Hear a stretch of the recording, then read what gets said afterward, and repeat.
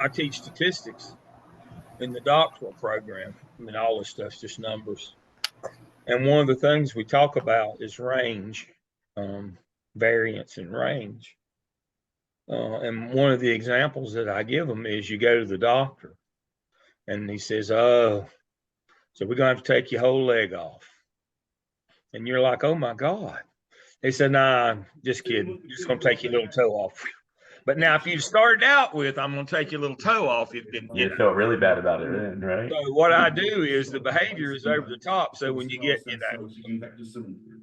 I've expanded the range of behaviors here so that when you go and you're dealing with your bosses in the school system, it don't seem so bad. Not nearly as bad then, right? Well, I appreciate you It's, preparing us. I appreciate it. that's exactly what it is. You push the range out on the number line on the x-axis. That's what you do. You just push the range out. But, no,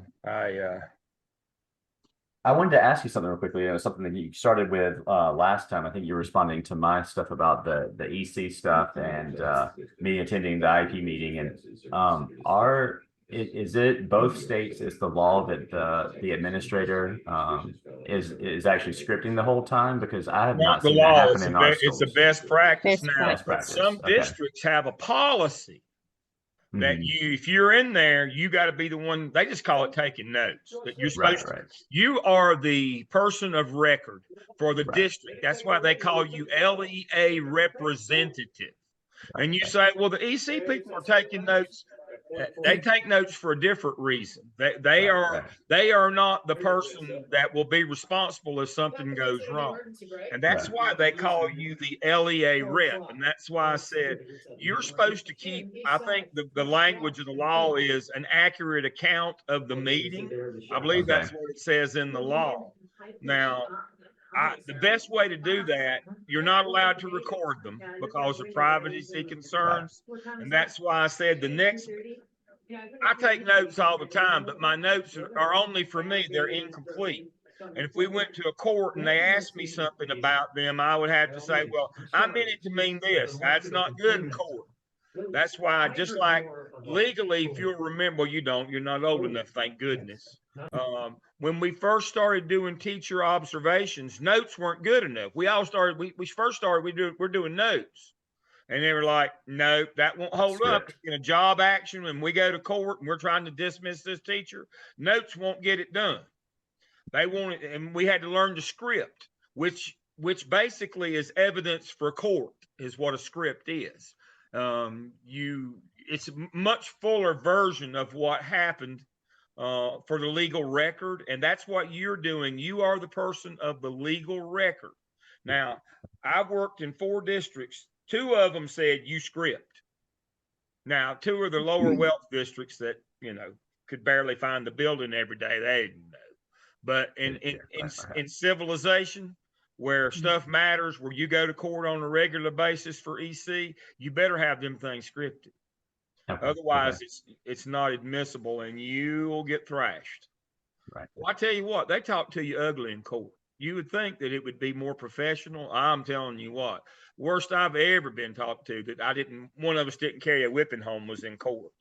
I can tell you that right now.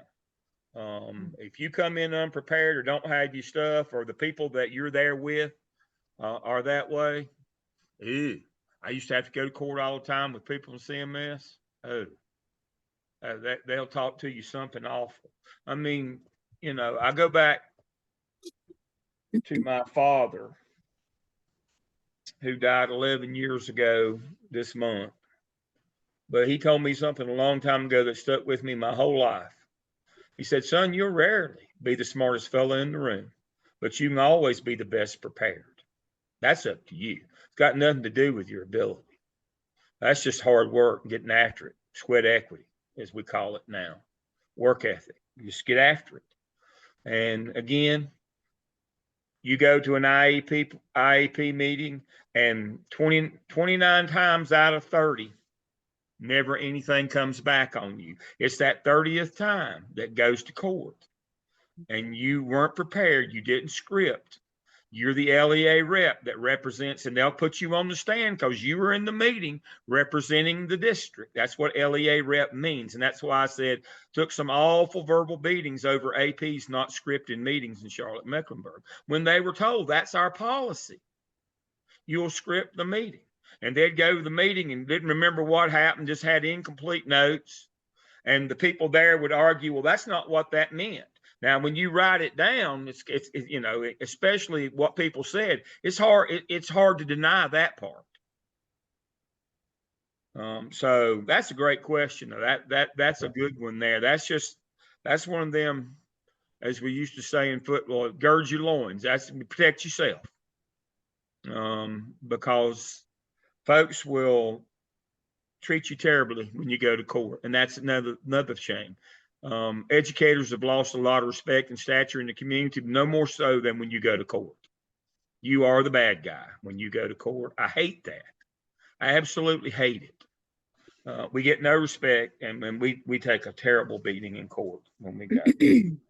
All right, here are the stars of the week, the stuff that caught my eye. As I've always told you, I don't force you to read other posts, but if you know, these are the good ones of the week, stuff that caught my eye. Go back and give them a look under discussion board if you want to. Jasmine had a good one on case study 3. Her reflection, y'all don't get to read those, and so I'm going to tell you. But she said this was a really good case. It touched so many different things: bullying, harassment, technology, social media, cyberbullying, gender, sexual discrimination, Title IX, ethics, morals, and other legalities. And she's right. That's the whole idea of these cases. They're supposed to hit multiple of our lessons and modules. And that one hit, well, I tell you, it did. It hit a lot of them. Megan talked about her principal in budgeting relies very heavily on the school improvement team and by extension, the school improvement plan. That's a good thing. Tamala talked about our last case study, the ethical and legal takeaways. She echoed what Jasmine said. Emmy made a good point. Where is Emmy? Emmy, I think she will join us tomorrow night. The good thing about what we're doing with intervention right now is that you should be learning it from an administrative perspective. Teachers think they know intervention, and they do at the classroom level, but it's that next level that you got to learn at the administrative level on intervention. Just like you know Power School from the teacher portal, but you don't know it from the administrative portal. Boy, I tell you what, when you open up that discipline data collection module in Power School, all of a sudden you know you feel like your IQ just dropped 10 points because it's a booger. It really is. But again, your job is to learn these things from an administrative perspective. If you'll remember back, one of the very first things I told you when you started this program was about your dispositional behaviors. And if you rated yourself exceeding the standard, or exceeding the expectation at the very beginning, you needed to tell us, not based on the teacher scale, not based on the teacher standards, but on administrative standards. That's what we're talking about here. All of you are expert at the teacher standards. Now we got to get expert at the administrative standards. That was a really good point. Tanya pointed out that sitting in teacher interviews is a great learning experience, and it absolutely is. You think that you think interviewing until you're in that environment, and then you realize, well, I didn't know as much as I thought I did. Letitia, oh boy, see, this is what's supposed to happen. Letitia asked her principal about the budget, the weekly discussion board, and got an invite to the district, to a budget meeting with district personnel, got to sit in on it. Oh man, nothing I can do will be as good a lesson as that, folks. Getting to go sit in on a budget meeting with your principal and the folks from the central office on the budget. This is budget season, by the way. It normally starts in February. And she got to go to a meeting. Wow. That's huge. That's great. Kristen reminded us all that all federal programs get monies of some sort. not just Title One. And that's why we had you audit all your special pops at the beginning of this semester with the OMA, so you'd know what they are. They all get monies of some sort. Some of it's loose, most of it's just in personnel, but you not just Title One. Tanya talked about fundraising money goes into budgets, but we all know that. But here's the thing that folks don't know. Whatever you buy with the fundraising money, if you buy stuff, it becomes the property of the district, not the school. It becomes the property of the district. Now, in her district, they've got a thing where if you're the one that raised the money, since it belongs to the district and not the school, if the teacher moves to another school within the district, she can take whatever, or he can take whatever that stuff was that they fundraised. Boy, I tell you what, that could get ugly. That could get really, really ugly. But Tanya is right. It becomes the property of the district, not the school. That's one of the things that you have to be cognizant of. Kristen pointed out, and I figured everybody knew this, but maybe they didn't, that school pictures are a big fundraiser. That's a big fundraiser for you.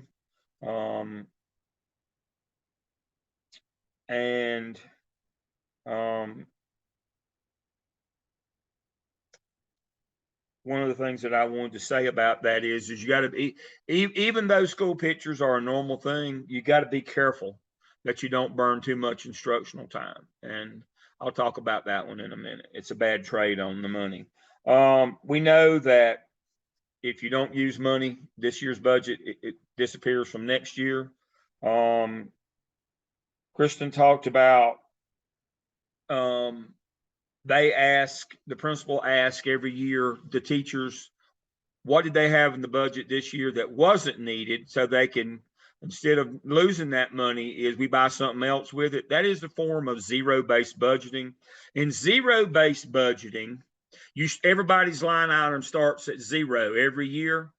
There is no carryover. There is no, we'll work off last year's. Everybody starts at zero on zero-based budgeting. And you say, what do you need now? And you start adding it that way, rather than starting the assumption, whatever you had last year. I like zero-based budgeting. And I also, again, the working through the school improvement team on your budget gives you transparency with your different constituent groups, teachers, parents, but also helps with the justification of why you spent what you did. The team made the decision, and we're supporting the school improvement plan. Letitia made a good point. Again, we talked about this a dozen times, but just simply documenting bad things at your building in terms of your assessment inventory of your facilities. You got to follow up on them. Don't just think that whoever's in charge of that for the district will automatically read the report. They won't. They won't. And she's talking about the principal, they've got to follow up on their cameras. You can't expect, if you just cause you file a written report, doesn't mean anybody's going to do it. On the question 15, where you get to do takeaways, I like that Kristen's were all about student rights and being a champion for students. I had another one like that. Remember, don't investigate sexual stuff. New title line. You can investigate and do a finding as well. And to that end, who was it? I guess, let's see. Was it Wanda that posted this one today? Let me share my screen. And I copied it. Here it is. In her district, here is the Title IX sexual harassment. I want to work through a couple points of that quickly. As I told you, it doesn't have to be a sexual assault for it to be sexual and you leave it alone. It's individual participation is unwelcome sexual conduct. That can be physical or verbal, couldn't it? So we have this notion that, we can investigate sexual harassment. No, we can't, not because of the new title line. And it defines it for you there. But here is it. The superintendent has to establish a formal process, and confidentiality, the burden of proof, the district equal opportunity to make statements. Sexual harassment incident must be handled immediately. Report to principal. Mandatory reporting required by employees or school boards. What I'm talking about. You have to report it and follow the directions. Don't start an investigation. More than likely, you are not going to investigate anyway. Not just because you aren't qualified, but because of the new Title IX, anything sexual, the person that investigate cannot be the one that does the finding. And so they'll bring somebody in mostly from the outside to do that. So this is one, but what I want you to see here is this one right here. It doesn't have to be physical anymore. Individuals' participation is unwelcome sexual conduct. Anything sexual, you call HR immediately, let your SRO know immediately, and you follow the directions of HR and or the police. Don't get involved in it. Billy, don't be a hero. Y'all don't remember that old song from the 70s, Bo Donaldson and the Haywoods, Billy, don't be a hero. Don't be a hero. I can't say that enough times. You go stumbling off in those investigations, it never ends well. Brandon made a good point that they got a new MTSS person at his school, and it's a teacher assistant. And now, you might ask yourself, that doesn't seem like a really good idea. It is a really good idea if you don't support MTSS, if you're not interested in it being successful. It's a really good idea. Don't think that sometimes that everybody wants everything to work just exactly right. Schools are bucking MTSS, and you know that. They're delaying, they're fighting, they don't want to have to. And so sometimes when you see things and you're like, well, that won't work. Well, you ever think maybe that was their intention? Might not be in this case. I'm not singling Brandon's out, but it's a good time to point out that everything that you see done administratively is not always to get the reported effect that they're looking for. Sometimes they're looking not for things to go well. And LaShonda made a good point. When we're looking at MTSS, at some point you got to look at why so many kids are needing remediation. I know that R word is a dirty word, remediation. We call it intervention, but it's still just remediation. That means they didn't get it the first time. That means core instruction was bad. See, that's what we need to be looking at. And that's why one of the reasons why, and those two go together, by the way, that's one of the reasons why districts are not wanting to do the MTSS, because if all of a sudden they're saying, we're snowed under over here with all these intervention kids, then that begs the question, why you got so many in intervention? Do you have anybody on an action plan? Are you working with your, well, no. One of the most cruel and heartless things I ever saw in my career, and in terms of a political call out, I've seen a lot worse, but I mean this one. So it was principal meeting time for monthly principals meeting. Now, monthly principals meeting in Charlotte Mecklenburg is a big deal. TV cameras are there, the news media, Charlotte Observer, Charlotte Post, all the news media, the local Channel 14 that got the crazy weatherman with the crazy bow ties. They were all there. They would come every time. And the superintendent would get up and have comments, and they would be there for his comments, and then you'd break out and all that. But anyway, so as we're coming in, one of my buddies who was a high school principal at the time, I was in the central office by then, and superintendent stopped and talked to him, just exchanging pleasantries, and I knew this can't go well, and told him he needed him to sit down in the front row. And so he had him sit in the front row at the principal's meeting, and he called him out in front of, the whole world that here's a school that is, only about 49 or 50% of the kids are proficient, borderline low performing school with it's a large high school with 140 or 60 teachers.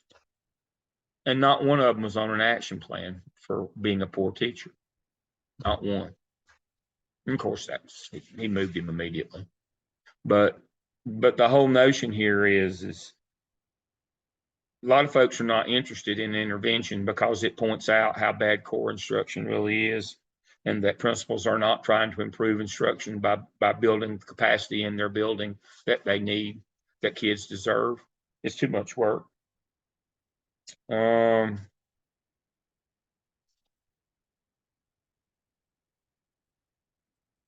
Sean pointed out the different types of staffing allotments. All positions aren't the same. There's some flexibility with some funded positions. Others, especially federal, there are not. But there are different types of positions. Sometimes you get allotments. Locally funded positions, there's usually some flexibility you can trade. State positions, not so much, none on federal.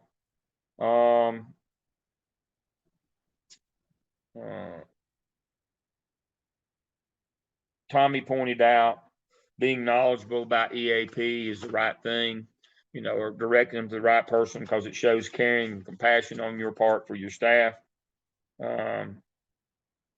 Amy pointed out that her district has a sick bank. Anybody know what a sick bank is? You need to be real careful as a principal over the sick bank deal. Don't pressure people. Don't send out emails. Don't keep on bothering folks about so-and-so is going to be out, contribute. Do not do that. If your district has one, that's good. And if the teacher wants to put out a notice or whatever, you do that, but do not be seen as trying to force people to give up their sick days. That will not go well for you. You'll be sued over that one. Be careful of the sick bank deal. We had that to happen on multiple occasions, unfortunately, in CMS. We had a sick bank there, and some principals, and part of it too was that it was arbitrary and capricious. With some staff, they would, just basically turn you upside down and shake you till you gave days. Others, not the people they didn't like. You don't want to get into that. I mean, you need to be the same across the board. One time, because the district supports this, and after that, but don't be doing personal appeals over the loudspeaker. That was one of the cases that got the principal in trouble. Was he was getting on the loudspeaker every day, reminding them about Miss so and so needed days, and the staff said we felt like we were being browbeat. We felt like we were being extorted for days. Don't do that. We had an interim superintendent one time in Charlotte that did that with United Way. Didn't go well for him either, by the way. Don't do that. I like that all of Wanda's takeaways on her chapter takeaway was being championed for kids. Amy pointed out you need to have a master calendar of fundraising to avoid conflicts.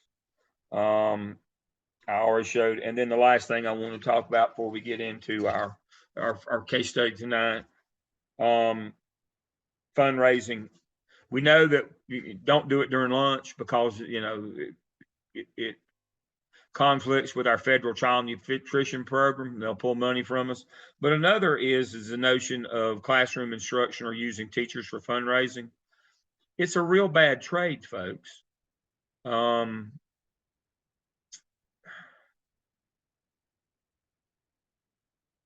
I say that, what does it cost? What does the state pay per hour in salaries to run a school? $100,000. I mean, a ridiculous amount of money on salaries. You're taking the money that they paid their employees, state employees, and you're using them to raise local dollars. And I think I did I'm trying to remember, maybe I was at Chapel Hill when we did this. And for every dollar you raise using teachers and instructional time, cost you about $10,000 of state money. It's about 10,000 to 1. Not a good trade whatsoever. And so make sure you understand that because it's such a bad financial swap, you can get in real trouble raising money or using teachers during the instructional day. You say, well, they were on planning. We're still paying them for planning, folks. That's where I was headed with all of that. from the time they walk on campus at whatever time their day starts, that 7.5 hours that they're contracted for, you should not have them doing anything with fundraising during that time. Now, before that time or after that time, if you can get them to assist you, just don't make it that you're forcing them to. But do not let them be involved in any way in fundraising during the contractual day of 7.5 or 8 hours, whatever you have in your district. Make sure that you do not do that. That is not smart. It's a bad monetary trade. You get caught, you used to be principal there. All districts that I'm aware of have a policy that says no fundraising during instructional time. And that's the one that they always can get you on if they want you. All right, my rant is over for the evening. Those are the things that I saw. You'll pardon me. I think it might have been Amy that talked about her district has stopped doing tuition reimbursement. That goes back to the funding system now that you know that districts have to have a fund balance to pay for the first month. Remember, they get 10 monthly payments from the state, but it's after the month. It's after the beat, kind of like Willie Nelson sings after the beat. Always remember that. They pay after the month. They don't pay to start the month. And remember, they don't give you all the money per child up front. They give you in 10 monthly payments after the first month. And because you have to have fund balance to start things now, a lot of districts don't have the cash on hand to do reimbursement, and that's just part of the funding system. All right. The group that came on first tonight said they wanted to go first. I didn't think anybody'd fight them over it. So Josh is sharing his screen, and off we go. Hold that slide up on the screen just 1 second here till I can get my pencil working. Okay, we had case study 3. Myself, Kizzy, Melody, and Josh. We are normal 2. An interesting case study. Okay. So next slide.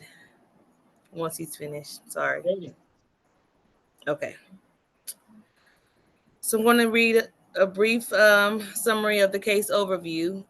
In case study number 3, we are normal 2. The study centers around the relationship between 2 students in a high school setting. It discusses the personal views of students and parents in the community and their level of discomfort. The case study makes the reader reflect on the way the principal of the school handles the parents and students with keeping the law at the forefront. It also focuses on her ability to protect the rights of the 2 students. All right, next slide. So our question responses and our case study thoughts.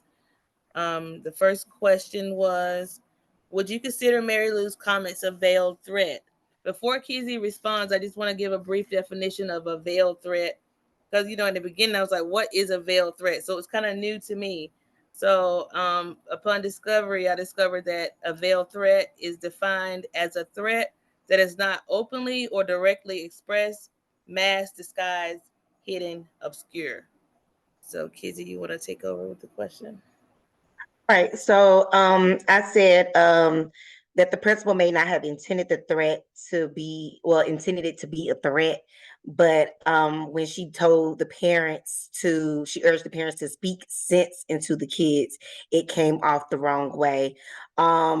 She only told them possible repercussions to their choices. Her comments were that it would subject them to possible harm, and they needed to understand the danger. The principal wanted to be a mediator, but came off one-sided, and her approach was bad. And let me stop you right there, and let's talk about veiled threat for a moment. I'm glad you said that. I'm not sure everybody understands veiled threat. A veiled threat basically means if you do this, somebody's going to punish you or you're going to get hurt. I'm not going to be the one does it, but you're going to get hurt, and I'm not going to stop them from hurting you. Now, absolutely, this is a veiled threat. A threat is a threat, but a veiled threat simply means you do it indirectly. You say, I won't be the one that hurts you, but if you do this, you're going to get hurt. And I won't be the one doing it, but somebody else will. That's the whole notion here of a veiled threat. There is a threat there. It's not just implied. There is an actual threat. The only part that makes it veiled is you say, I won't do it, but somebody else will. And by the way, the implied part of that is I'm not going to stop them or punish them.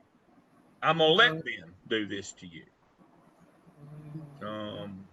That's the veiled part of that threat. So, I've had students say, well, it was but the difference in a threat and a veiled threat is somebody else is going to harm you and I'm going to let them, or as I tell people is one of us is going to carry a whipping home. I'm betting it won't be me. That would be a direct threat.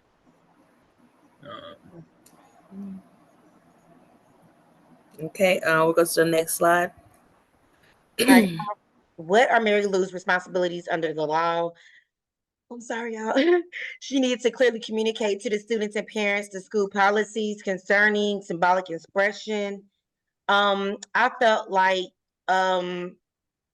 she needed to understand like her responsibilities as it relates to like Title IX. So no person in the U.S. shall, on the basis of sex, be excluded from participation in the denied benefits under any educational program or activity receiving federal financial assistance. Therefore, it is the principal's duty to protect the students' rights and must recognize all students' rights regardless of their sexual orientation.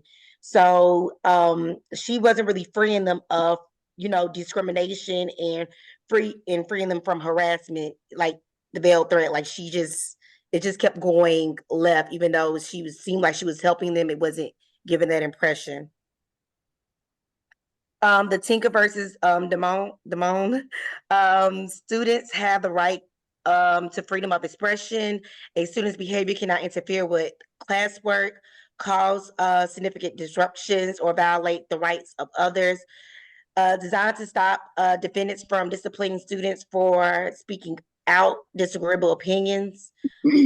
First Amendment rights of students are just protected as long as they don't directly interfere with the educational process.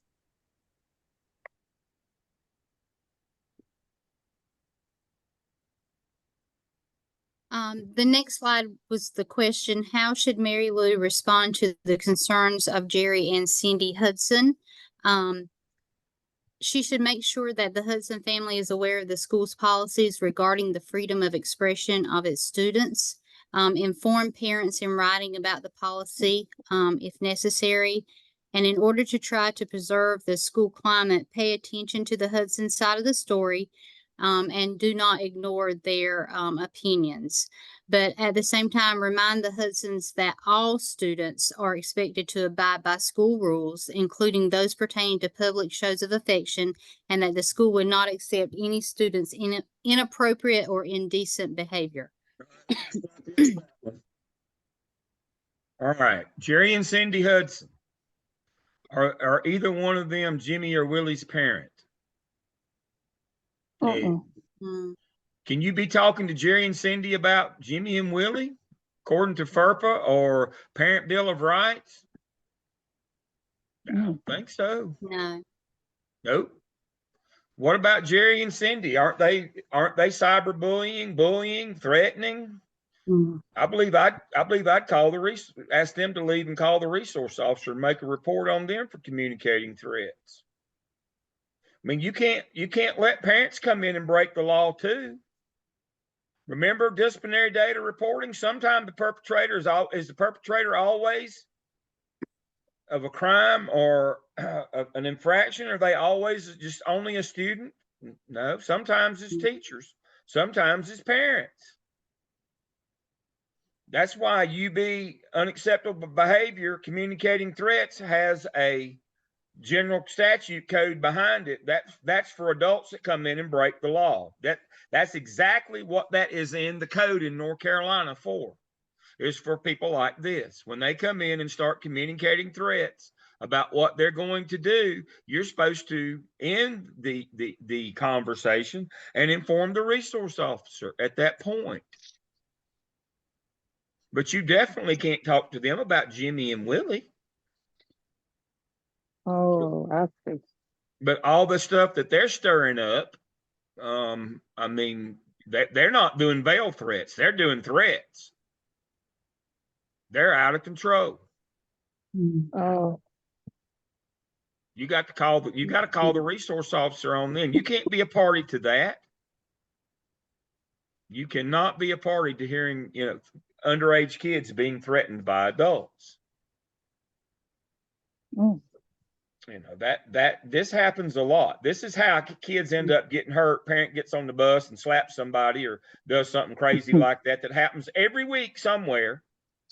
Every week somewhere. Because nobody called the parent out over their behavior or reported them to the police for threatening behavior, stalking, doing all that stuff. And then next thing you know, some kid gets hurt because you have some crazy parent. Adrienne, you've got a question? Okay, on that point, because you said, so if a parent calls with a concern, even if it's not like threatening, like They can report a concern, but you Okay. can't enter into a conversation about somebody else's child with them. You But if take they them call and away. say, and they're speaking about a child, and they're calling you as a principal to tell you how they feel about whatever incident about a specific, how do you handle that then without speaking about that child? It's very easy. You tell them, I'll discuss your child, but I'm not discussing or disclosing anything. You can't tell them, well, did the other kids get in the fight? The stupid parents always say, well, did the other one get punished? You can't say that. Well, yeah, I understand that, but with this But incident, you can't. I would feel like they said that I would try to explain. You don't try to I know it's explain not right, anything. but that You- would come up. I'd be like, You don't. okay, everybody has their freedoms of expression, but you don't even do any of that. You just say, No, okay. you don't engage with these people. "Eh, That's a mistake that you made. Do you think you're gonna change their opinion on being gay? you're right, I couldn't even get that out without laughing. right." You're not going to fix them. You're not going to change their opinion. Hmm. Why would you want to engage over something like homosexuality with these people? I guess they're not trying to change their opinion because I may have my opinion about a whole lot of stuff, but That's if what I mean. it's But the you're not law, gonna it's the law. change You theirs, can't break the law. And all you say, we follow the laws and policies here. Okay, That's it. yeah. And I'm not going to discuss them or their behavior. They're protected under the 14th Amendment, under Title IX, and Tinker versus Des Moines. Their behavior, Dr. Lamb, I think that's part of our thought within our response is there's nothing at all mentioned about the other individuals. It's like, nope, this is the policy, this is this, and that's all we've got to talk about, and that's it. So, not feeding into that, not providing any information Yeah. specifically about the other two people in that. Yeah. But you can't let these people draw you in to their drama. And it's not just on an issue like this. If they want to come in and make a report that their child has been bullying and harassed, we love that. We're going to get on that right away. But they're the ones coming in and doing the bullying and harassing. Again, it's the content of what they're trying to do here. I think back to a situation that I had where a father came in a long, long time ago, and he was angry that his daughter wasn't getting what he considered playing time on the basketball team. And I told him, I won't discuss anybody else, anybody else's child. Now, if you really want to talk about your child and her ability, we can do that, but we're not going to talk about anybody else's. Well, he thought she ought to get to play. Well, that was a fairly easy one. She was a 5 foot tall white girl trying to play on a team that had monsters, that were headed to D1 colleges. But he thought that, because it was his daughter and he had some stature in the community, that we ought to be setting people down that could actually play and let her play. And I told the coach, I said, your mistake was trying to be kind because you liked the little girl and put her on your team. the manager that dusts the floor and washes the uniform, better player than her. Why'd you keep her? Well, thought it would be good PR. No, no good deed goes unpunished. She can't play a lick. She can't play dead. Why you got her on the team? And now because you got her on the team, you and I both are now taking this whipping. Don't ever be this kind-hearted ever again. You talk about we both taking this whipping. That's right. We both had to take the whipping over the coach because the little girl, her daddy was just a complete asshole. But the little girl was wonderful. She was a wonderful child, was a great student. And I appreciated that she wanted to play basketball. She was gritty, but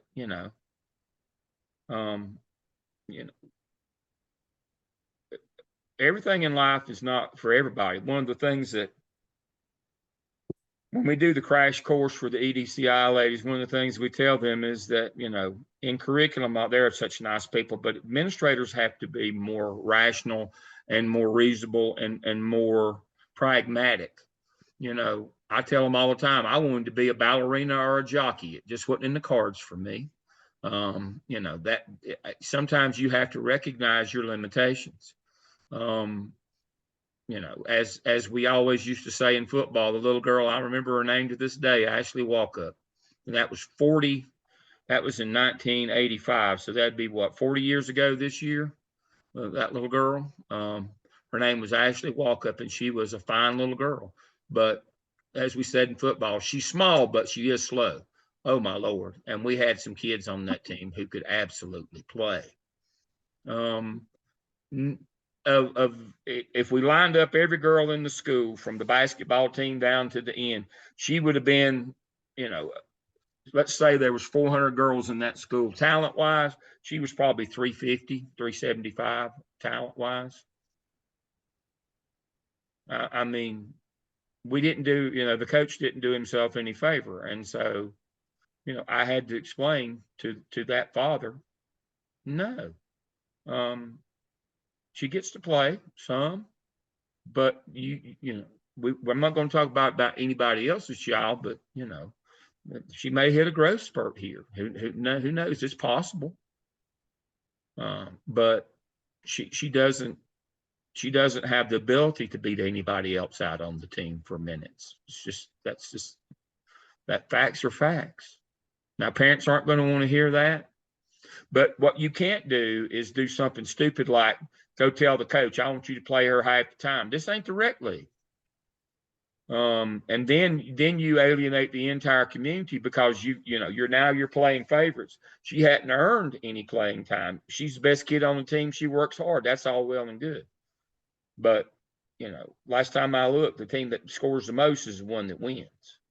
We're not going to have a spelling bee or an ethics contest here. That's the nature of the game.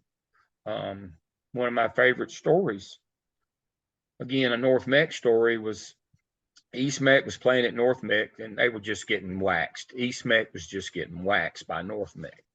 North Meck had, who was it? They had 2 or 3 guys that played in the NBA or were eventually going to play in the NBA. North Meck was they had some monsters. East Meck had some pretty good players, but not like, this is back in the day, not like North Meck. And East Meck had a good team, but they were losing by 20 at halftime. And the coach told the players, if you work hard, if you dive for loose balls, you out rebound them, we can win this game. And, one of the guys in the back, and absolutely he said this, was, Coach, I thought the team that scored the most points won the game. And he was absolutely right. They had, North Meck had some killers. Now, when I was a junior high principal in Charlotte, I had a group of killers. We beat a couple of high school varsity teams. We won the city championship. Bigger, stronger, faster, beat smaller, slower, weaker in an athletic competition. You can't get into that stuff about, well, this kid deserves it because they're a quality kid. Oh, don't get into that. You want all of them to be quality kids, but that's one of them paths you go down the road with parents. And those are undeniable things. You don't want to get started down that path of why'd you tell the coach, or why did the coach play this kid or keep that kid or whatever. It never ends well for you. What you have to do and remind your coaches is this is an athletic competition. Nobody pays to see, kids take a chemistry test. That's, I wish they did, but they don't. And we have to keep the kids on the team that are the best players, and the ones on that are, and they have to get the playing time, whether that's right or not, or offends the sense of that. But mostly the parent complaints you'll get. But even then, you have to keep that conversation to your child. Your child is short. Your child is slow. Your child's not a good shooter. You have to say it in a kind way, but they have to understand. But the first thing that you have to do is when they come in, and if they're threatening or bullying, that behavior, it's over with. You tell the resource officer. But even if they're not unreasonable, you can't engage in a conversation that has to do with anybody else's child. You just can't do it. Privacy laws kick in. And believe me, they'll go tell everything you said to everybody that will listen to them out in the community. They'll put it on social media. So you better not do that. There is no just between us or off the record. Parents are crazy, absolutely crazy, to get what they want. You have to understand that. Never trust a parent. If you do, you'll get hurt if you trust them. There is no private ex parte conversations. You need to, and most of the time, you'd be better off not to go to your office and close the door with parents, because if you don't say it, they'll claim you did to get what they want. That is not a part.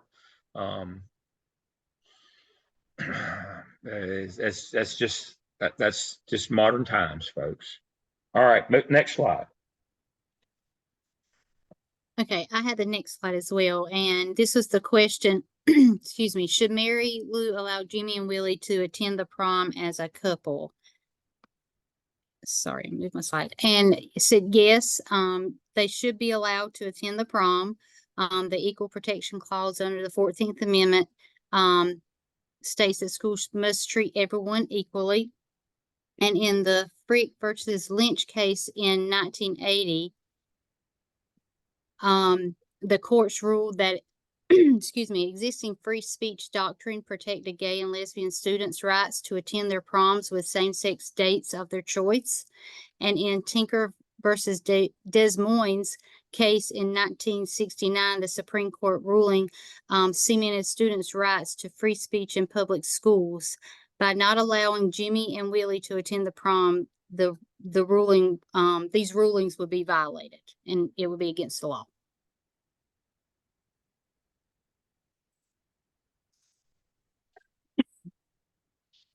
So then looking at the bullying and cyberbullying, that could be related, especially in today's times in this, but it is important that as administrators, we make sure the school handbook has a clear policy for bullying and staff is aware of that bullying policy, that we as administrators help to promote and create a positive school culture. We ensure guidance counselors are available as well to address those issues as they come up from that standpoint.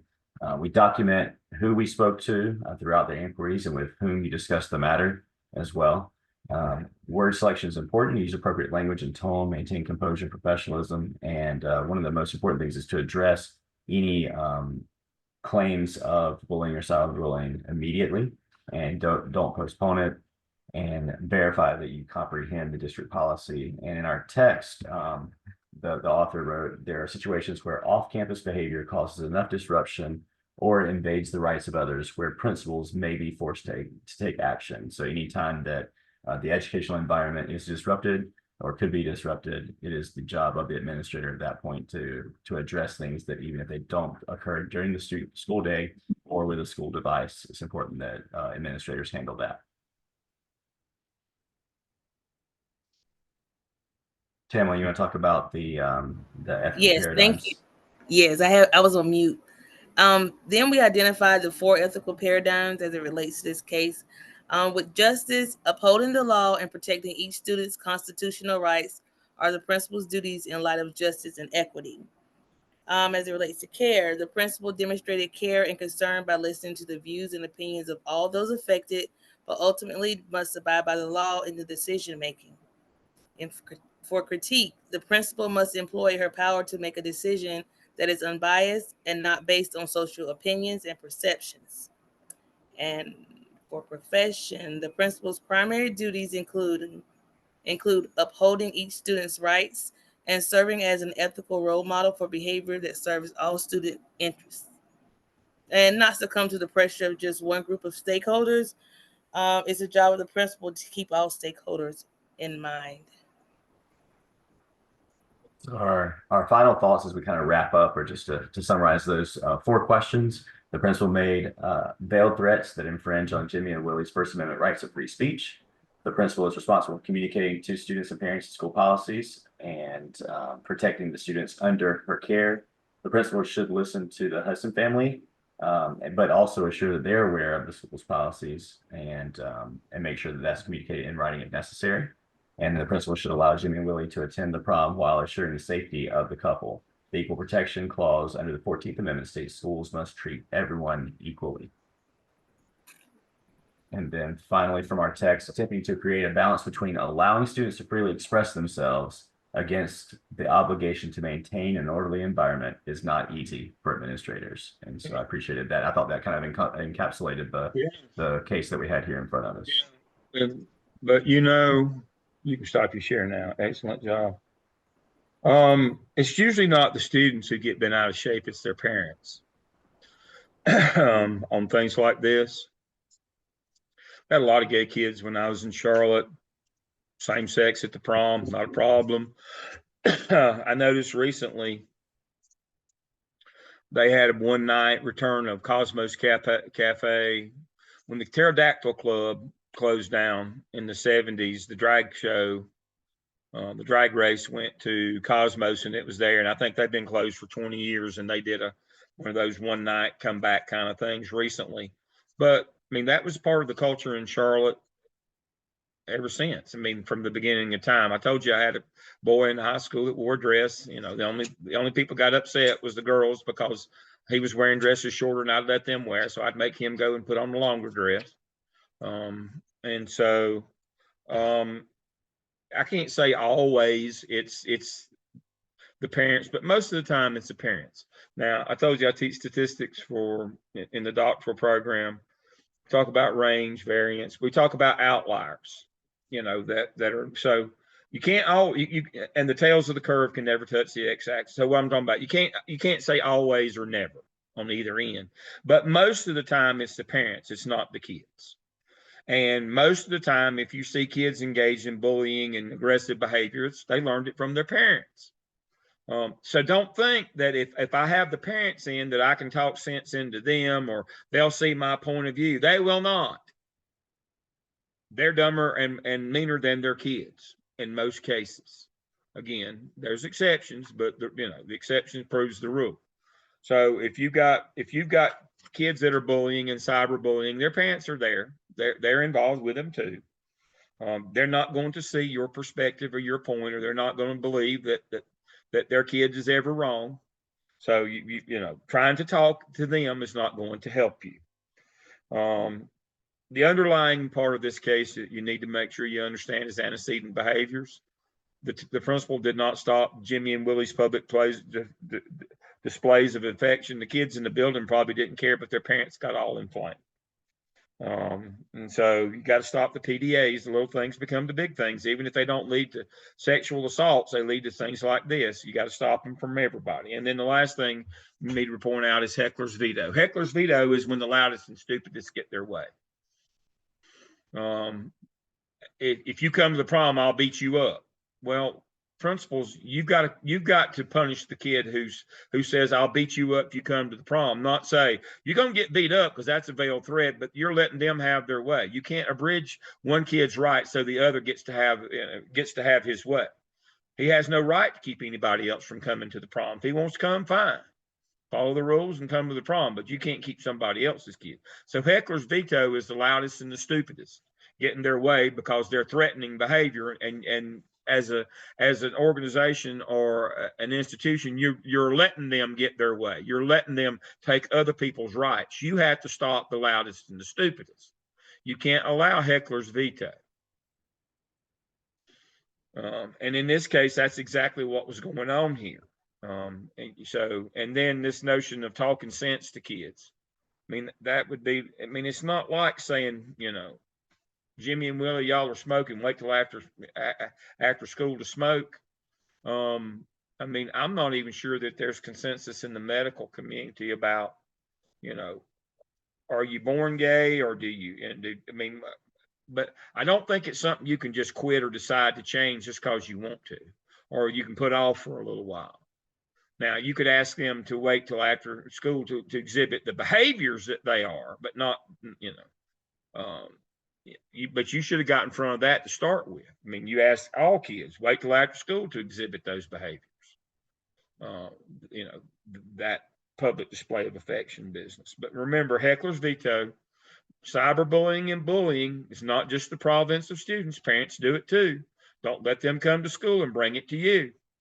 Don't talk to FERPA, Family Bill of Rights. Don't talk about anybody else's children in any way. Even if they're involved in the same incident, you can't talk about somebody else's children to another parent. That's a violation of federal privacy laws. And parents will twist your words to get what they want. But in this case, I would call the resource officer and say, these people are making threats in my presence, and they'll be dumb enough to do it in front of the resource officer. They'll help you out on that. All right, next group.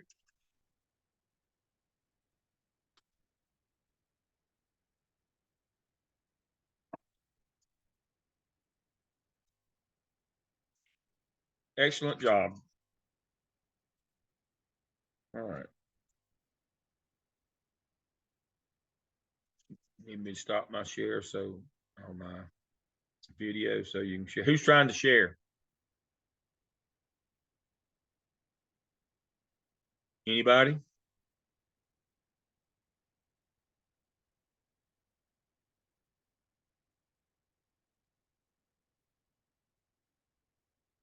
Do we have another presentation this evening? We'll go, Dr. Lamb. Go, Larry, go.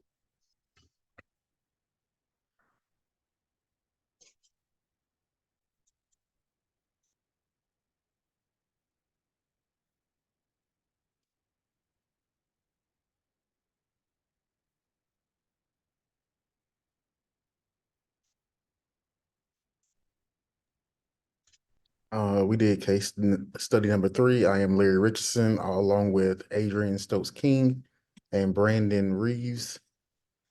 And we did a brief overview where you have Jimmy Jansen and Willie Larkin, who are close friends, and it comes out that they end up being a couple. And once it gets around school, the principal immediately receives phone calls, emails, and letters about the relationship. And she ends up calling in Willie and Jimmy's parents. And then Willie and Jimmy's parent gets offended and says, you know, she did a veiled threat. And then she asked them to put off their relationship or hide their relationship until after graduation. And they tell her that she's violating their First Amendment rights. So was it a veiled threat? We said that her comments was a veiled threat towards Jimmy and Willie, because she tried to ask them to, she tried to mask it behind the concept of being fearful for their safety and negative publicity, and hiding it behind the school policy of public display of affection. And we said more than likely she had not said anything about public display of affection to the heterosexual couples, but now that it's a homosexual couple, she wanted to mention it. So she was in violation of not. What standard is that, Larry? Is that arbitrary or capricious? It But is she's violated. Capricious. That's arbitrary. Arbitrary, I'm sorry. She picked one and not the other. That's exactly right. All right. And then what form of negligence by her not acting when she had a duty to act? What form of negligence was that? Misfeasance, malfeasance, or nonfeasance? Duty to act and don't. Malfeasance. That would be nonfeasance.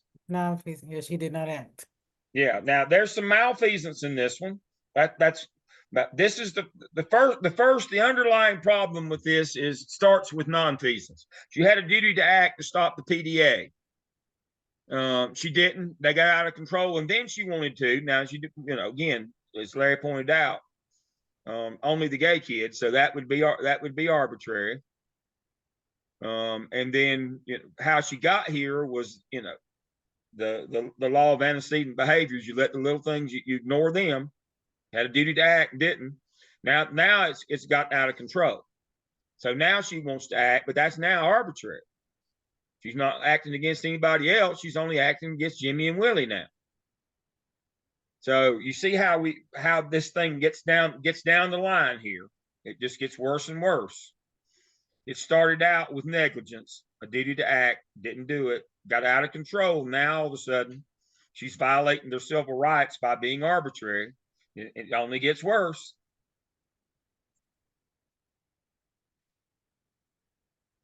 Now she's issued a threat, and in court, she would be guilty of communicating the threat. That's what I was just getting ready to ask. I mean, with all that, looking at it in that way, she'll be the one under the gun. If Exactly. Right. Make sure you look at heckler's veto. Heckler's veto is when you're in charge, when you're in a position of responsibility. When somebody says, "I'll beat them up if they come," you have the responsibility to stop the people, the heckler, them, rather than supporting that by passing their threats along. And see, that's what a veiled threat is. Somebody, Josh comes in and says, "I'm going to whip you."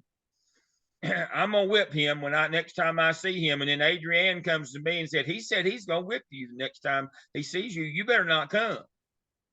Well, you're guilty under the statute of heckler's veto, and you're in a position of responsibility. You can't let the loudest and stupidest have their way. And if you pass on the threats that they've made, that would be a veiled threat. You're still guilty of communicating threats, because you're supposed to stop it. Instead of passing the threat along, when somebody says that to you, you're supposed to take action against the person that made the threats, not continue them on and inform the victim. You are a responsible person. Now, and that also goes along with, that's where Larry's malfeasance come in. You did the wrong thing knowing it was the wrong thing. Now, that's that form of negligence. I mean, all this stuff is racking up. That's what I told you. This lady, she hit every note. She played the whole symphony here. She did everything wrong. We also discussed about how when you allow parents to come in bullying, and let them have their way, and they're gonna feel like they're just gonna keep going until eventually they're gonna be running the school and you not running anything. Stop, and they won't run it by they won't be champions for kids. They're only champion for one kid, theirs, and it won't stop. It'll get worse, and things will descend into chaos if you let them. They won't run things equity. They won't look out for everybody's child. They certainly won't run things legal. And they'll get you in a position where you lose your property, your job, your house. You may lose your liberty. Parents won't do the right thing. Period. There's no caveat to that one. Parents will not do the right thing. Not for the group. They'll only do the right thing for theirs. I have physically myself. I only wear these glasses now when I want to see. But when I was a young man and had good eyes, I have seen parents, volunteers in schools, trip or hold another kid back so their kid to be first in line. And that's metaphor. That's why you don't need parents in your building. You don't need parents in your building to try to help and do all that. They're not helping folks. They're there to make sure their child gets to be first and facilitate it. Research studies show that people who have parents come in and do those things, they do worse in school. Other kids don't do nearly as well because they're not there for everybody's kid. We want parents to come in and help us help you help your child. There are things that we want parents to come in and do, and we'll help them in the education of their child. But having them in the rooms and doing all that stuff, it never goes well, folks. It never goes well. I've seen them physically grab a kid by the collar and hold them back so their kid could be first. That's the kind of stuff that goes on. You can't Parents are our stakeholders, and we honor and respect them, but they're not professional educators. They're not bound by the same code of ethics. I can tell you that. They're there for their children only. And they're all with you until their child is the one who's in trouble, and then all of a sudden, you know, they turn on you in just a quick minute. Now, that doesn't mean I'm anti-parent, but that means they have a place in the process, and it's not running the school.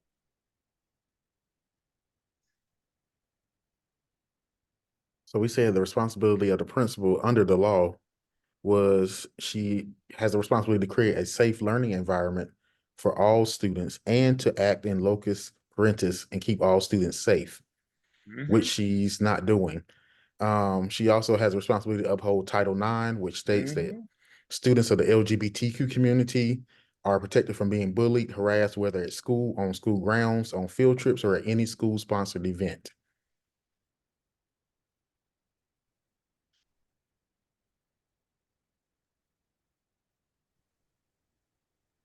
And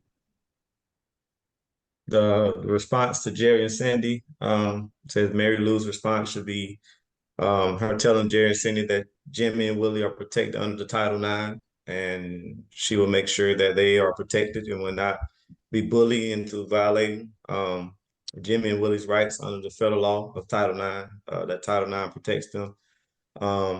Remind them of the district policy of bullying, cyberbullying, and the harassment, and inform them that they'll be reporting the threats to the SRO. Also remind them that it would not break the confidentiality of another student or family. There you go. That's a perfect slide right there, folks. That's a home run. That's a perfect slide right there.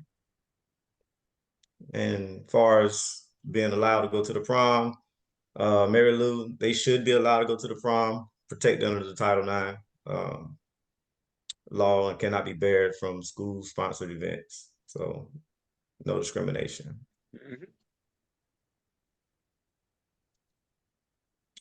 Does that mean? So And okay, oh, that's yours. I'm sorry. Go ahead. Okay. And bullying and cyberbullying, pretty much inform parents of the district of bullying, cyberbullying, harassment policies. Inform or remind parents of the Title IX policies, and inform them that any threats, bullying, or cyberbullying basically will be reported to the SRO or law enforcement.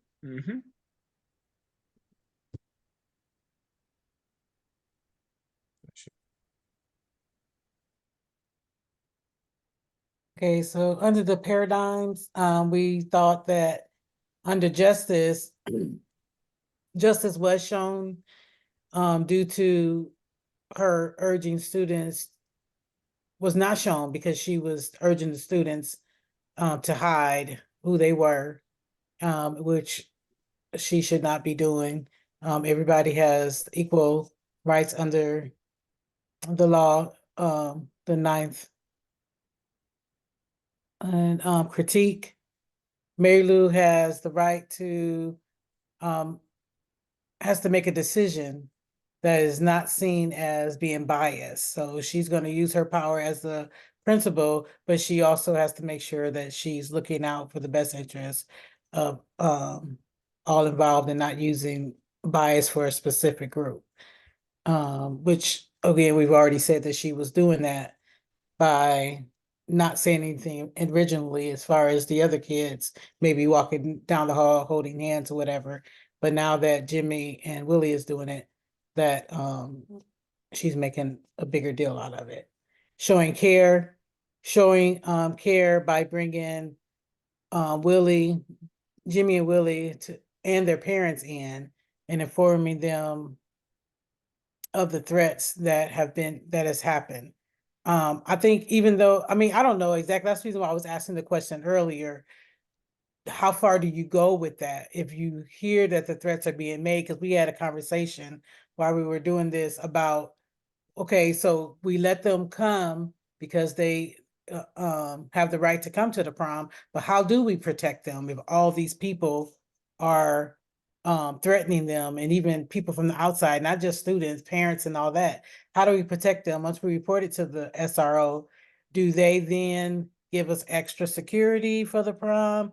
We were having those kind of conversations as to Of what course. actually happens. You Yeah. got to have adequate security at your prom already. Mm-hmm. But this is going to require even more because you don't know who's going to come. I mean, these days you just never know what's going to happen. Well, that's Somebody may exactly come right. and have a And gun. so, the district will supply you with extra. Okay, 'Cause that's they what we were don't thinking. want to free for all over to prom and be on the front page of the news for the next 2 months. Right, right. So I was thinking, 'cause you don't want to cancel the prom, you don't want to say they can't come. You want everybody to be able to come and have a good time and be safe. Professionalism, to show this by letting parents and students know that bullying, cyberbullying, and harassment of students will not be tolerated at their school. So, that's something that, I know we had an incident not too long ago that had some cyberbullying, and we just gathered all the kids by grade and in the lecture hall, and we had a whole like little at our each grade came down, and then the counselors were able just to sit and talk with them to kind of go through that. So maybe they can do something like that surrounding bullying and cyberbullying at the school.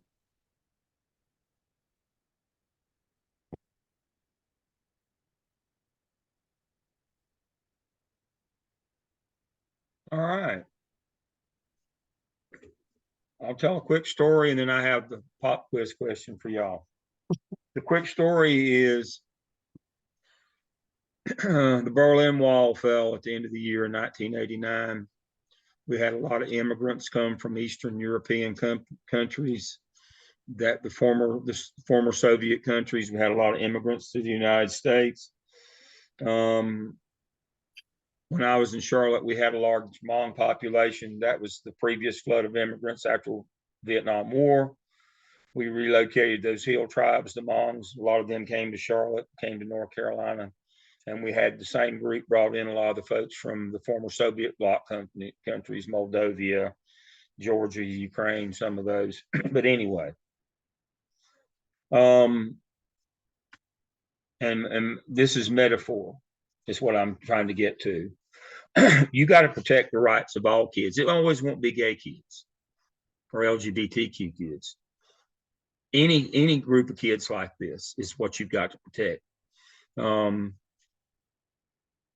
You may have a different group come in, like we did in Charlotte. You may have a different family come in. You may have several families or groups. It might be religious based. It might be ethnicity like this. The point of this case is that you've got to protect all kids. This is not really, again, just like this is not really any protected class you've got to look after. This is not really a case about gay kids. It's about understanding that you have a duty and responsibility to protect any special ed kids. You have EC kids. Any protected class, federally protected class, you have a duty and responsibility to make sure that their rights are upheld.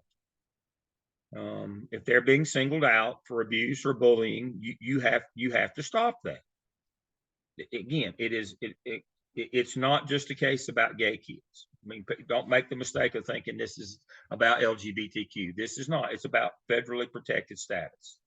These folks are protected under cyberbullying and bullying, as all kids are, but they're also more specifically protected under Title IX, as has been pointed out.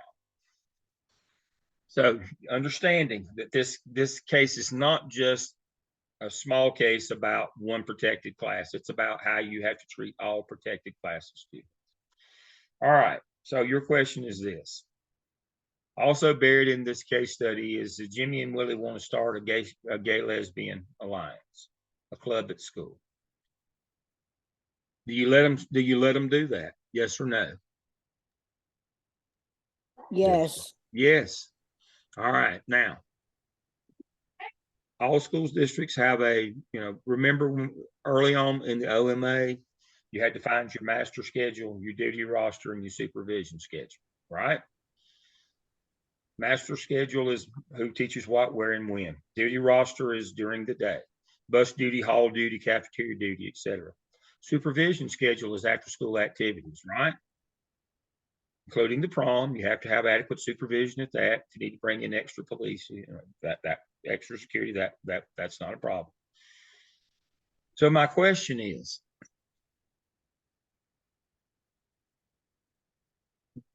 does this club have to have a faculty sponsor? Yep, it's a law, right? Adequate supervision. What if no teacher volunteers? Do you assign a teacher to do this? Absolutely, you have to. Every one of you's teacher contract, if you're still in the classroom, says, and any other duties assigned by the principal. That's that supervision clause. We have to have adequate supervision. The dumbest thing you can do, as I've told you on multiple occasions, is put a sign up in the faculty lounge if you want to cover a ball game. No, it's a supervision schedule. You make it out, just like you do the duty roster and the master schedule. That's part of your legal requirement as a school principal, is to do that. You must provide adequate supervision. If they want to form a club, they form a club. If nobody volunteers to be their sponsor, then you have to appoint somebody. That's your responsibility. But what I've seen happen in real life is, oh, we'll let them do that, but nobody will volunteer and it'll die on the vine. No, you have violated their rights. You're not protecting them. You have to assign somebody to do that. Again, you have to put your personal feelings aside and carry out duties and responsibilities, laws and policies. That's your job as a school principal. Very good. All right. We have another presentation.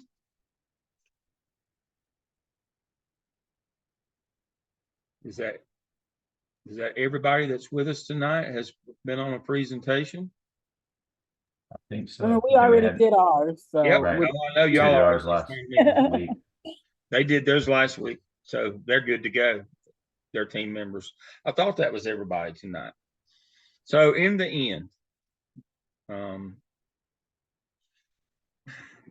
I want to reiterate, I'll be redundant. I am the king of redundancy. This is not about LGBTQ.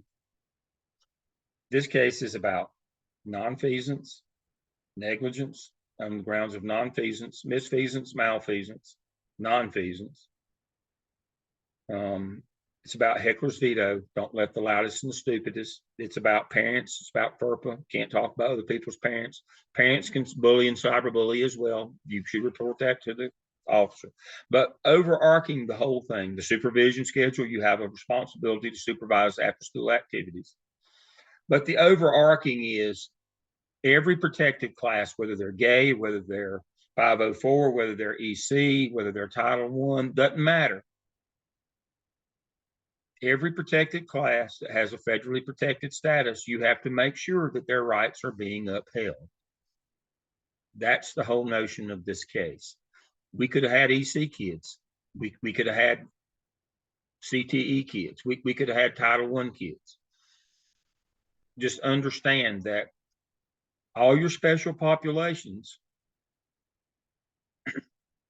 have federally protected status, and you have to uphold those federal protections.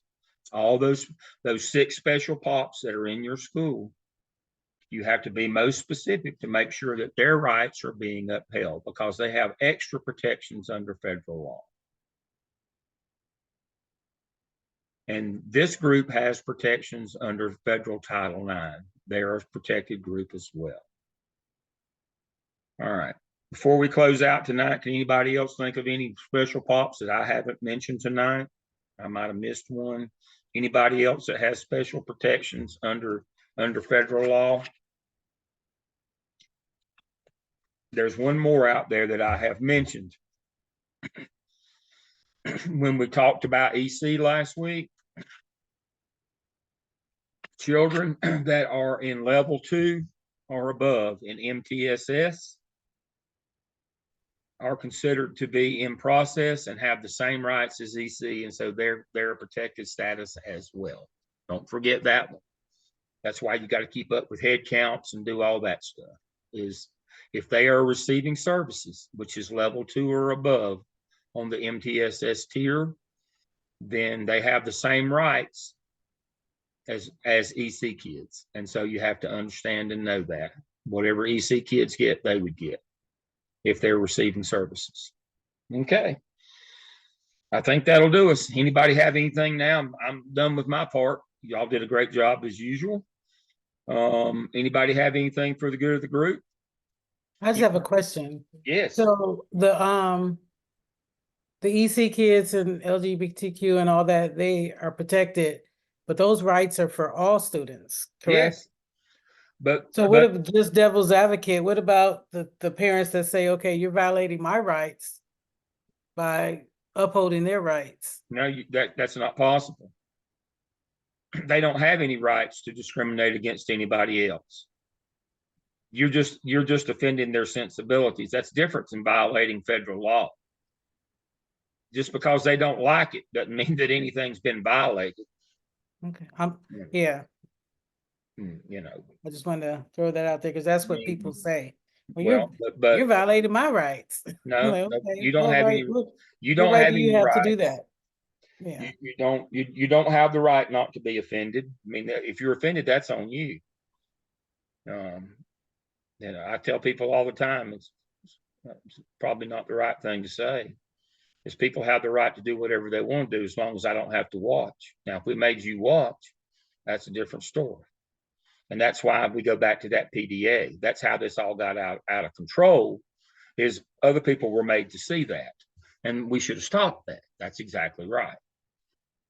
But what they do, and you know, if they're doing things that they shouldn't be doing, and other people come in contact, we got to stop them from doing that. That's why we stop all public displays of affection. That's why it's a rule. That's why it's in the handbook as a violation of the code of conduct at a public school. We can't allow that stuff to happen. But you know, there's no right not to be offended. If you want to be offended, you can be. But nobody has violated their rights. There's no law that says that there can't be gay people in the same place that you are. Show me the statute that's being violated, and I'll follow up on it. But they can't. It's just again, that's their political truth. But this is how you end up with concentration camps and people being exterminated. This is where that eventually ends up. This notion that I have the right to persecute these people or and kill them if they don't comply with what I want. That's where this ends up. So no, they can tell you that, but it's not true. Just because they say it doesn't make it true. No laws are being violated by allowing gay kids to come to the prom. Just their sensibilities. Okay, we had another question. Brandon? Yes, it's not concerning this case. It's dealing with confidentiality. So something that I got put into the office the other day about. So as a principal, if a parent at the beginning of the school year, if a parent doesn't want a student in a teacher's class, so they want to put them in the other teacher's class because their child is dealing with anxiety and different medical issues. Is it breaking confidential rules if the principal informed the teacher that the student is being placed in their classroom? Shouldn't the teacher know? Or teachers haven't, I mean, you know, you show up, you get your roster. Why they're in there or not in there, you don't, there's no property right here.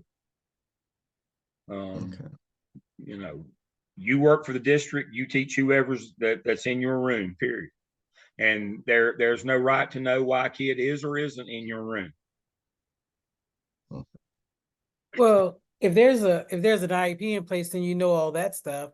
And if there's a medical thing, we get medical forms from the nurse stating exactly. certain things. That's not what he said. Is if parent just by parent design, I wouldn't get in. But now I would advise you not to get in unless there's a valid medical reason or an IEP reason. You can't get into letting parents decide what room they want their kids in. You Right. need to make that clear as an administrator, that you don't entertain those notions. You know, we place kids by their IAP, by medical, and by their EVOS in terms of who gets the best scores with who. We have a legitimate way that we place kids, and what mama wants is not on the agenda. So let me give you some background information. So if a parent put a complaint out to the principal saying my child has anxiety and fears going to school because the teacher raised the voice, not at this particular child, but at the class. So the child feels anxiety, but the child has a record, the parent has a record of trying to get the child tested, or she's trying to get them diagnosed because she already has one child that's trying. It's a history. Every week they're getting tested. However, so when you pull the teacher into the classroom, how would you address that teacher, or what Tell them is? not to be raising their voice at anybody. Okay. At any time. I mean, that's not that's not what we want to do. Period. But I understand what you're saying. You have parents. I mean, they get a check, and she wants the check. I get it. If your kid places in EC, there are federal monies that come to parents, and they want the money, and they'll use whatever leverage that they can. But two wrongs don't make a right. You tell your teachers it doesn't matter who's in your room. We don't raise our voices. We don't scream and yell. You know, we don't do that to kids. Again, you got to be champion for kids. No kid deserves that, regardless of how stupid their parent is. No kid deserves that. You know, if you stay in the business long enough, you realize that parents are a necessary evil in our business. They are not the enemy, but they try to be a lot of the times. And you know, you understand that parents are always trying to manipulate. They're never in it for the good of the group. I mean, that's your job. Their job is to be an advocate for their child. And once you understand that, then things generally go a lot better for you. You can respect, and some of them, you know, you can enjoy seeing, but understand their job is not your job. That you have two completely different jobs. And don't assume that they're going to support you in yours if you don't support them in theirs. That's not the way it works. Their job is to curry favor and get more than their child deserves. Basically, is their job every day. You know, I want the indulgences for my child. I want my child to be first. I want my child to get consideration. Everything's about my child. You can't have that perspective. They're all your kids. You got to do what's best for the group. You know, I told you, I've told parents come in who said, you know, suspending my kid out of school is bad for him. And you're exactly right. It is. You know, I never said that it was a good thing for me to suspend your child from school. What I'm telling you is school is a group endeavor. The rights of the individual cannot supersede the rights of the group. We need a break. Your child is preventing other children from getting what they're legally entitled to. I'm not telling you that suspension is good for your child. It's good for the other 25 that are in the room with your child that are disrupting their educational environment. And you have to be that blunt sometimes, but you have to couch it in those legal terms. School is a group endeavor. It's not a private tutoring academy for your child. And once you establish that you're not going to trade on favors and you can pick your kid, I mean, after a while, it takes a year or two, but after a while, parents will understand. They won't like it. I'm not telling you they'll ever like it. Again, your job's not to make them happy every day. But you have to establish that you're going to run things ethically and that you're going to be a champion for all kids. Teachers won't like that as well because they want you to be a champion for them, support them no matter what. It's a tough job. It's a tough job. A lot of times you feel like you're on an island by yourself, and you are. You got to be strong enough in your own personal resolve, knowing what's right and what's wrong. and your home moral center. And that's why, the trilogy at Gardner Webb, live a life of service, live a life of integrity, and build your life on a foundation of your faith. Again, I told you, I don't care what your faith is, but you better have it, because it's going to be tough, because you're out there by yourself. You're the Lone Ranger. Everybody else wants something for them. You're the only person in the building who's supposed to be there for the kids. It's tough. It's tough. But if you will establish that culture, believe it or not, it'll spread. It really will. Again, live a life of service. Be a person of integrity. Be where you're supposed to be, when you're supposed to be, doing what you said you'll do, and build your life on a foundation of faith, because that's what you've got to lean on every day is your faith. You're not going to get a lot of support because everybody else wants something from you, or they want exceptions, or they want extra. It's your job to make sure that you administer things equally among everybody. That's your job, and that you uphold all the laws and policies of the school district, the state, and federal governments. Not easy to do. And sometimes you say, well, if I could just pull them aside and tell them why. No, don't do that either. That's breaking confidentiality. Sometimes you just have to take the beating. If I just tell them, they'll be mad at somebody else and not at me. No, that's not going to make them any less mad at you, because you're the one that enforced it on them. That you tell them, well, somebody made me do that, and that's not going to help either. You just have to, you just, again, Lone Ranger, you just have to saddle up and ride every day and know that what you're doing is making a difference. It's hard, but that's why they pay you the big bucks. All right. Everybody have a good break. When we come back from break, looking at our weekly schedule, I want to cover that last. Let me share my screen.